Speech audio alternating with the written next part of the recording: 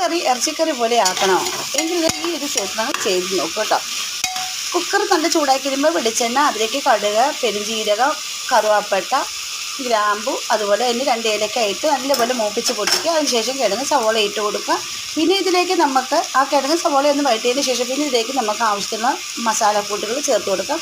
പിന്നെ 2 ടീസ്പൂണോളം മല്ലിപ്പൊടി, അതുപോലെ തന്നെ ഒരു 1/4 ടീസ്പൂണ് മഞ്ഞൾപ്പൊടി എന്ന രീതിയിലും 1/4 ടീസ്പൂൺ മഞ്ഞൾപ്പൊടി, പിന്നെ 2 ടീസ്പൂണോളം മുളക് പൊടി. എരിവിനനുസരിച്ച് എരിവ് കൂടിയതാണ് നിങ്ങൾ കുറച്ചെടുത്താൽ മതി. അതിനുശേഷം നല്ലപോലെ ഒന്ന് ഈ മസാലയുടെ പച്ചമണം പോകുന്ന വരെ നമുക്ക് ഒന്ന് മിക്സ് ചെയ്ത് കൊടുക്കാം. മിക്സ് ചെയ്തതിന് ശേഷം ആവശ്യത്തിന് ഉപ്പിട്ട് ഇട്ടതിന് ശേഷം വേണം ഇത് വഴറ്റാൻ. നല്ലപോലെ ഉപ്പ് ഇട്ട് കൊടുത്തതിന് ശേഷം ആവശ്യത്തിന് ഉപ്പിട്ടാൽ മതി കേട്ടോ.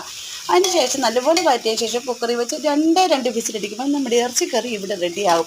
അതായത് കിഴങ്ങ് കൊണ്ടുള്ള കറി, ഇറച്ചിക്കറിയുടെ അതേ ടേസ്റ്റിൽ കിഴങ്ങ് കറി അടിപൊളി ടേസ്റ്റ് റെഡിയാകും. അപ്പോൾ എല്ലാവരും ഈ ഒരു മസാല ഒക്കെ ചെയ്ത് ട്രൈ ചെയ്ത് നോക്കൂ കേട്ടോ.